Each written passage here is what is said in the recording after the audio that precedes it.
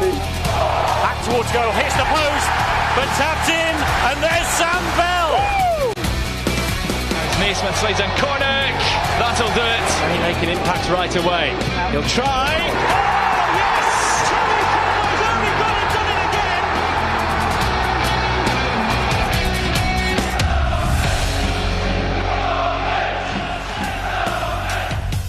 Well, in 2001, it was Scott Murray turning Ninian Park red. We had Josh Brownhill's rocket in 2019 and Vyman silencing the Cardiff City Stadium in 2021. Who will go down in Bristol City folklore in 2024? This fixture represents more than just a football match, a bitter rivalry dating back to 1915. Red versus blue, England versus Wales. Two teams, though, that cannot be separated in the Championship table. Are you ready for one of the fiercest rivalries in British football? It's seven-side Derby Day. They don't come much bigger than this. And to celebrate the occasion, we needed a big guest on Robins TV as well. This man needs no introduction, but I'm going to give him one anyway. 272 league appearances, Bristol City legend, former QPR player as well, now turned broadcaster. It's Leroy Rossignol joining me in the Robins TV studio. Leroy, brilliant to have you here with us for this one. You must be excited for this fixture. Well, thanks for the big introduction, by the way. I enjoyed that. I am always excited by derbies, and this is a special derby. I remember when I played in them, and it means a lot, not only to the players but the supporters. You know, it means that they can go out, they can enjoy their evening, they can enjoy the next week, they can enjoy the next month, they can enjoy until they play their opponents again. So look, it's a massive game, and it comes at an interesting time in the season. And having watched derbies, I mean, you're going to the Manchester derby, of course, tomorrow as well, and been involved with them over the years. How does the seven-side derby rank in terms of that sort of bitterness between the two clubs? When I first came to Bristol, it was my first experience playing Cardiff of the derby, and you don't realise it. Obviously, having been in London, there's lots of derbies played in London on numerous occasions, and you know how important they are. Then when I came to Bristol, when we played Cardiff, I understood going into the conversations I had walking down the streets of Bristol about how important it was, what it means to people, then the actual occasion, and I absolutely loved it. Being the sort of player that I was, I absolutely loved it because I knew that it was all about the battle and winning those individual battles. And you know, I played obviously with Andy Cole and Jackie Jakunowski, so I knew I need to take responsibility for winning the battles, in both boxes, and then it would give them the platform to go and play. So the first thing you need to do is fight. Yeah. And so you need to fight, but you need to do it within the parameters of the law, and you need to do it with a nice cold mind as well. And so that's key. And sometimes that comes a little easier with experience. But as the older you get, the more you really do enjoy these occasions. Kind of unfortunate for the Bristol City players. They have to enter via the Atio stand, which is, of course, where all of the Cardiff City supporters are having a few beers ahead of kick-off. But just looking ahead then, or actually reflecting on what we've seen so far, what have you made of this Liam Manning era since he's come in? I mean, the Championship anyway is relentless, but it's been a bit stop-start. Yeah, and look, he hasn't been there long, let's be honest, and I know Nigel Pearson very well, a very good friend of mine. I thought he did an excellent job. So Liam was coming into an environment where I thought there was a good platform for him to move into. I've heard a lot about Liam, in all honesty, about what a good coach he was. MK Dons at Oxford. I've got a good friend who's at Oxford United. Supporter absolutely devastated when he left the club because they thought they was on the verge of something massive. So I thought it was fantastic that Bristol City managed to get him through the door. I totally understand why he's here. His guy's got an idea, has set principles about how he wants to play, and that's the way the game's gone. In terms of coaching, you need a coach to develop and move players on.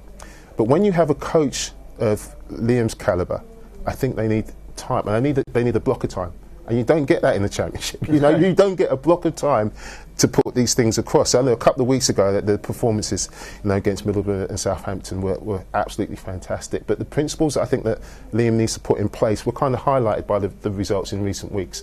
With young players, patience, the possession. When a team comes and all they want to do is just stop you playing, how do you overcome that? And that takes time to implement. And I think that's the frustration with the recent results. But I do think it will come. I think they've got a fantastic coach. I think the job that Brian's doing, Mickey Byrne, Matt Hugh, I know all those guys. I think it's wonderful that they've got an association, but the job that they're actually doing is terrific, and the players that come through on this conveyor belt at Bristol City is amazing. I think now you've got a manager who will buy into that as well. And I just think he needs time, but I think he needs a block of time to implement what he wants to do. Absolutely. Well, it's going to be a fascinating game today. Thank you very much, Leroy. Right, let's head up to the gantry then for the first time for the all-important team news. It's our lead commentator for the afternoon. It's Rob Scanlon.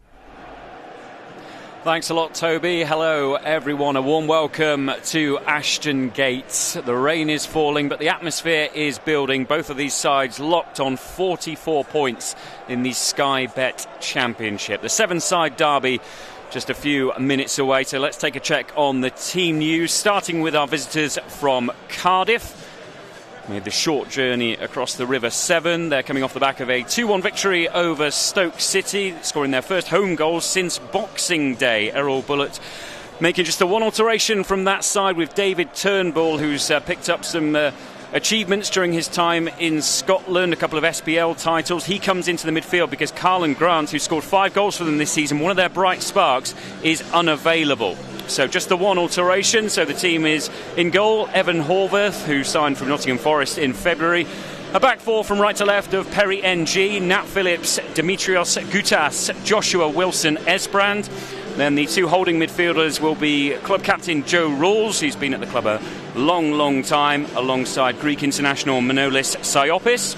Then that midfield change, David Turnbull wears number 15, is an attacking player. Ruben Colwell is an academy product and one to watch out for. Josh Bowler alongside him. And then up front is Kian Etete, who scored in that victory over Stoke last weekend. Sub-goalkeeper is Matthew Turner. They've also got on the bench Marlon Romeo, Ryan Wintle, Jamulu Collins, Kian Ashford, former City player Callum O'Dowda makes his return from injury after missing a huge chunk of the season, hasn't been seen on a matchday squad since August. Ollie Tanner, Yaku Mete, and another familiar face for Bristol City fans, Famara Jeju, back at Ashton Gate after signing on loan from Granada in the January window. As for Bristol City then, 4 alterations from the side that went down at Hillsborough last weekend by 2-1.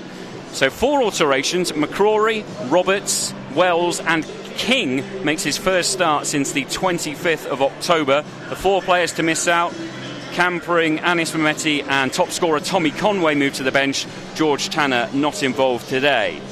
So Bristol City line up like this. In goal, number 1, Max O'Leary. Back 4 from right to left of Ross McCrory, Rob Dickey, Zach Viner and Hayden Roberts. Andy King slots into a defensive midfield role alongside Joe Williams. Ahead of them, Mark Sykes, Taylor Gardner-Hickman and Jason Knight, who scored against Sheffield Wednesday last weekend, with Naki Wells leading the line. Just 7 members of the substitutes bench. Stefan Bajic is the sub-goalkeeper. Jamie Knight-Labelle, Cam Pring, D-Ray Mabude, Harry Cornick, Anis Mehmeti and Tommy Conway. So that's your team news. Let's hear the explanation of it from head coach Liam Manning, who's been chatting to Ryan Morgan on Roberts TV. Liam, 7-side derby day. How are the emotions in the dressing room? Yeah, lads are really up for it. Looking forward to it. Spoke around, we know what it means to the people of Bristol, so we have to make sure that, we go out, we do the basics well, we scrap, we fight, we run, we compete, and then we bring our quality. And that's the biggest bit. We can't go and play off emotion. We have to make sure that, we hit the levels we're capable of from that. 4 changes today, 2 at full-back with Ross McCrory and Hayden Roberts coming in. What are their jobs today? I think we do what the game demands. I think that's the starting point. I think, play for the team, put the team first. And then, the basics. I think, once we get the basics of a level, then your quality can come through and you can, produce the 8 out of 10 moments. But it has to start in terms of the control that we need to get in the game. So I think, dominate your duels and go from there, really. 2 experienced heads, Naki Wells and Andy King, come into the sides. Is that experience needed today? Yeah, I think so. I think, a bit of leadership, a bit of, communication, bringing everybody together, keeping everybody on track. I think that's really important. They're going to be hugely important. Is it a case of tactics can sometimes go out the window in derby games, but it's your job to make sure they don't, really? Yeah, no, I spoke a bit about after the Sheffield Wednesday game. I think it needs to be a bit of everything. I think, and like I said, the desire to run, to compete, to fight, to scrap, that's not tactics. That's just the raw fundamentals of the game. So we have to be willing to do that. We have to be willing to put our bodies on the line, and we have to be willing to be brave and go and get the ball and play how we want. And then once you get those right, then it becomes about tactics. So, whatever they set up, however they do, how do we solve that problem and get success? So for me, it's definitely a combination of the two. A big one for the fans today as well. They can play their part. Yeah, hopefully we can make a real noise, and I'm looking forward to obviously my first experience. So hopefully we can generate a noise and and really shift the momentum in our favour. Liam Manning there with Robins TV. First derby for him, but he seems very level-headed in both victory and defeat, so it doesn't feel like the occasion will really change his way of thinking. No, it won't, and he's got to keep a clear mind as coach, because he's got to show leadership from the side. But just in the team that he's picked, there's interesting, the King and Wells, that experience, and the key words I got out of Liam's interview was leadership and bravery. He's absolutely right. In those moments where things are going against you, you've got to have someone you can turn to who gets you back on track, and I think that's what Andy King and Nahki Wells will do. But also bravery, and when he's talking about bravery, I talked about with myself bravery without the ball, but you've got to be brave with the ball as well. Making the right decision, making forward passes when they're on, not going sideways, and those moments will make a massive difference within the game in terms of the crowd and momentum. So look, I think that interesting those two experienced players that have come in, given the last two results, and they'll bring a calmness when needed to the side when required. It's all interesting actually, because it's kind of flipped on its head, because in recent games it's been a far more experienced bench and a youthful starting 11, and he has really gone for quite a robust starting lineup there, and there's a lot of experience, like you say, in that midfield. Joe Williams admittedly isn't one of the more senior members of the squad, but he's played a lot of football recently, and he has that bit of bite about him for a game like this. I think looking at the last two performances, experience just brings a little bit more patience, especially with the ball. You just feel that Cardiff going to come and play with a fairly low block. Cardiff going to just wait for mistakes from you. So the fewer mistakes you make, the better it will be for you. And the longer the game goes on, the better for City. But I just think Andy King, he's been around. He'll embrace this opportunity. Nahki, we know what Naki's all about. He's about goal scoring, but scoring important goals, but leading the line as well. But it's just in those moments when in adversity, when things aren't going well, you need to be able to turn to someone on the pitch who, just for 5 minutes, says, look, let's just settle down, let's just keep the ball for 5 minutes. Let's just turn them around for 5 minutes. And those, in derby games, those periods are so important, that you do the right things when things can't go into plan. Yeah, absolutely. We'll notice the players there wearing their Her Game 2 T-shirts. Today's game is a dedicated fixture to the charity, the organisation behind Her Game 2. And earlier on today, Emily Poole caught up with some of the representatives. Eve, Leah, Her Game 2, welcome back to Ashton Gate. Today's fixture against Cardiff is a dedicated Her Game 2 fixture. For those who don't know, what is Her Game 2? Her Game 2 is an organisation that was set up to raise awareness to sexism, which happens in football. And since we were formed in May 2021, we've been able to develop our aims and objectives. So we now create opportunities for people who want to get into football. We like to shine a spotlight on those who are involved. So we support fans, players, coaches, those that work in the area, and recognising all the different parts of match day as well. So we've got partnerships with pubs where people might go pre-match or just go to watch a game, and try and support girls and women as much as we can through all those different avenues that are involved in football. Yeah, that's brilliant. And, over the last couple of years, there's been a real significant shift in attitude towards women in football. But I suppose it's fair to say there is still some work to be done. How important are fixtures like today? Yeah, they're really important. I think just highlighting the amazing, women are just amazing in general. And I think just celebrating women but also raising awareness that it is still a prevalent issue. But yeah, just instead of trying to make it a negative, I think we're sort of trying to focus on really embracing the women's game and young girls getting into the game. So I think just raising that awareness and turning it into a positive is really important. So yeah, that's what we're aiming to do. And I think it's great that Bristol City are supporting it year on year as well, as Bristol City fans ourselves. It's great to see, and obviously the campaign it started off as football fans, and we still are football fans. So yeah, it's great to see, and I think just keep that momentum going. And just finally, for any young women out there or young girls who are thinking of playing football, coming to their first football match, or really just having an interest in football, if they're not comfortable or don't feel that they're welcome, what would your message be to them? They are welcome 100%. Our motto is football is a game for all, and it's something that we like to promote all the time. I mean, sometimes if you come into a game such as this, it might be a little bit more rowdy, but there's going to be a huge group of people that they're supporting you. If you want to come to a City game, you can drop me and Leah a message, and just having maybe a friendly face come and just let you know that there are wonderful parts coming to football. It is safe, it's fun, and it is a place for everybody. Her Game too there, fantastic initiative who've done so much for women in sports over the last couple of years as well. Right, not too long to go now until the seven-side derby kicks off. We'll be hearing a lot more from Leroy on my left in just a few moments.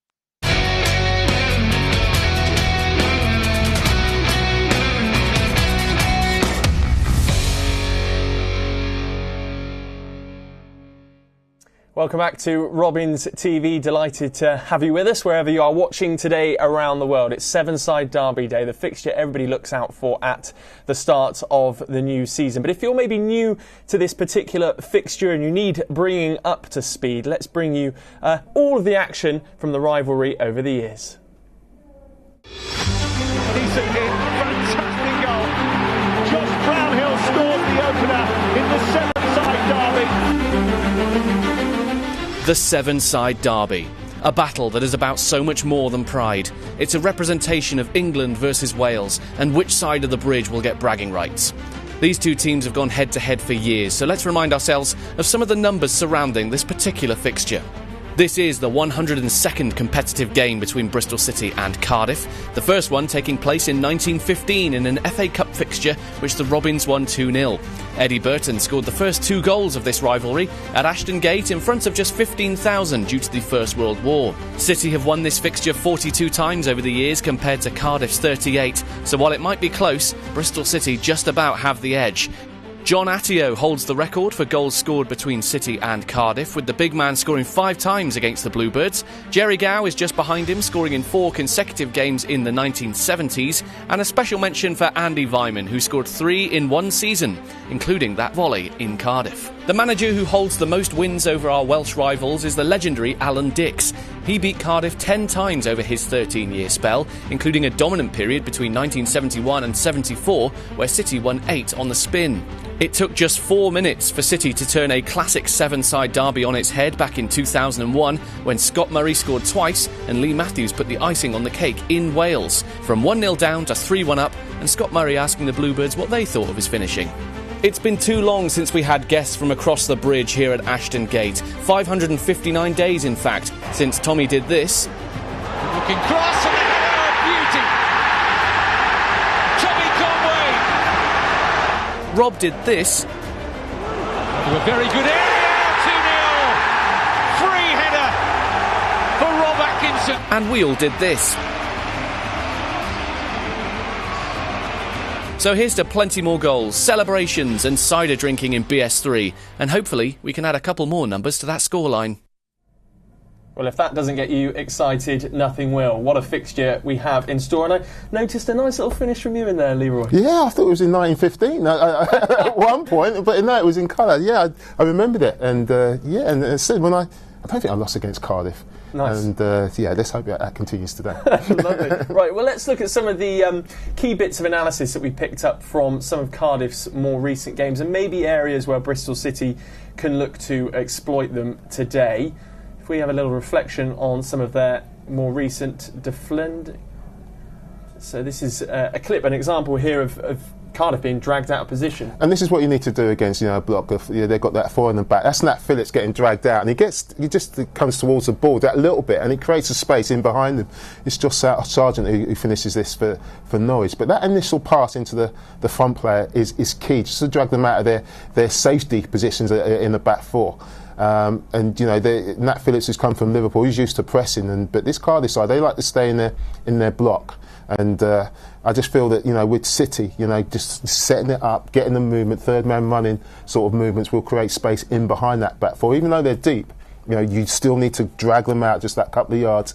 And then you've got the pace of Naki Wells and maybe Jason Knight, who can come from a little bit deeper to exploit that space. Yeah, and here's another example of that. And if there's quick passing with tempo, Bristol City again here could maybe look to exploit them as Norwich did. Well, first thing is Norwich win the ball high up the pitch, so they're not very well organised there. And all of a sudden, one pass turns them into a 3v1 situation, takes 4 players out of the game. And I just think that's Fastnets who stuck that in the back of the net. So you're talking about possession, but when it's on, can you play 1 and 2 passes and get into a dangerous position? Through a turnover of position or through playing forward. And that's going to be key today against this a Cardiff side who are big, they're strong, they're athletic. But I don't think they're as mobile as City in those tight areas. So it's really important. The pass is slick. It's good. It's been raining. I'm so pleased that it's wet. Yeah. It'll make it slicker. It'll make it a quicker game. Cardiff will want to slow it down. So I think for Bristol City, make it quick, make it sharp, and that quick, incisive passing will create opportunities. And talk about making a quick start. It will be hostile today. If Bristol City can get at Cardiff early on, as West Brom do just here. This was only 30 seconds into this fixture, and they're in disarray at the back. Absolute disarray, and that's not something they like doing. They don't like giving the ball away high at the pitch when they're disorganised, and then you find their space down this right-hand side, these fellows who gets on a one-on-one situation. Now, can you take advantage of those one-on-one situations, which I think Bristol City will create, and then get players into the box? I mean, it's a lovely little cutback by fellows. I think it's Mikey Johnson, who's a wide player or a midfield player, getting into those areas as well. So when you get in these situations, can you get players into that box and get a decent service into the box, and then you'll get opportunities. So, I heard Liam Manning saying after the QPR game he was disappointed that they didn't get into the wide areas as quickly as they would have liked to. So when you've gone down one side, if it's not on, can you come out the other side and get down the sides and get crosses into the box, but good crosses. Don't just throw it into the big 2 centre-halves. Can you find players in the box? And Naki Wells, we know that he can finish, as can Jason Knight. Great, thank you, Leroy. Right, it's time for us to say goodbye to those of you that are watching on YouTube and Facebook. But of course, you can download your Matchday Pass still at bcfc.co.uk and enjoy all of the action.